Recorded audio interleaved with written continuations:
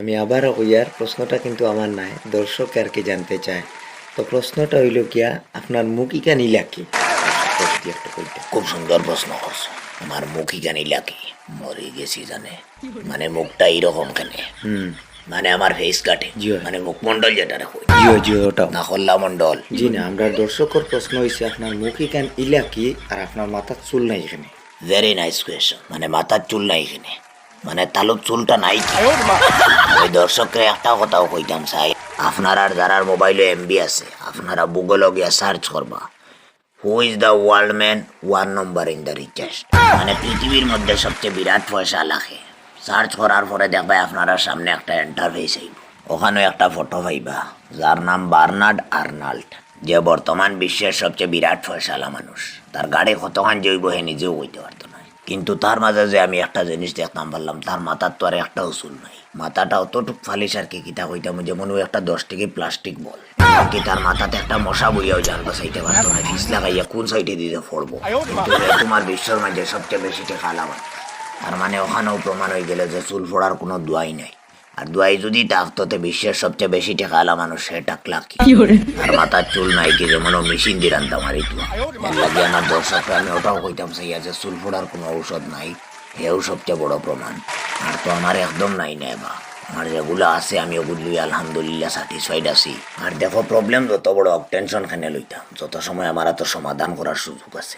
আর যদি মনে করি আর নিজের পক্ষে সম্ভব নয়, যেমন চুল ফোড়া আউট অফ কন্ট্রোল, ইগুত আর টেনশন খানে লইতাম, ইগুত খানে ফালতু সময় নষ্ট করে। ঠিক আছে, খুব ভালো লাগলো আপনার এত সুন্দর যুক্তিসঙ্গত উত্তর শুনিয়া। আপনার তালুর মাঝে চুল না থাকা সত্ত্বেও আপনি যেরকম আপনার চুলোর ইজ্জত রাখছেন, এখন আমরা দর্শকে ওটা জানতে চাই যে আপনার মুখিকানি লাকি যদি আমরা দর্শকরে কইতা, কারণ বিভিন্ন সময় দেখা যায় এইরকম ফেসালা মানুষের বিভিন্ন সমস্যার সামনা করতে লাগে। এর লাগে আপনি যদি একটু কইতা আমরা দর্শকরে যে এরকম সিচুয়েশনে কীরকম ডিল করতে লাগে বা আপনার উত্তরটা কি, তা ওটা আমরা দর্শকে জানতে চাই। প্রশ্ন ঠিক আছে, খুব সুন্দর প্রশ্ন করছো, ভেরি নাইস কোয়েশ্চন। কিন্তু যেটা কইছো দর্শকে জানতে চায়, এটা সম্পূর্ণ বেইমানি মান। কারণ দর্শকে কোনো সময় এটা প্রশ্ন করতো না, এটা সব তোমাদান চাল। এরপরেও আপনি যেহেতু প্রশ্ন করছেন আমি উত্তর না দিয়া যাইতাম না। আমি এমনি তোরা বাট্টি হইতাম পারি, কিন্তু জি আমার না, আপনি বহুত সুন্দর। আমি বাট্টি কইছি অসুন্দর কইছি। আচ্ছা সরি। সরি কইতে লাগতো না, মিশা তো মারছো না, সুন্দর কইছো। আমি যেরকম ওরকম তো কইছি। আচ্ছা যাই হোক, এটা মারছো, আমরা কোন মাতো আসলাম, মূল মাতো আও। মূল মাত্র হইছে কি আপনার মুখিকানি লাকি। দেখে শুনিসাই তোমার মতে আমার মুখে গান কিলা হইতো আসলো। জি না, আমি এটা কইছি না, আমি ওটা কইছি যে যখন খেউরে এইরকম প্রশ্ন করে তখন মানুষটার উত্তর কিতা দিত।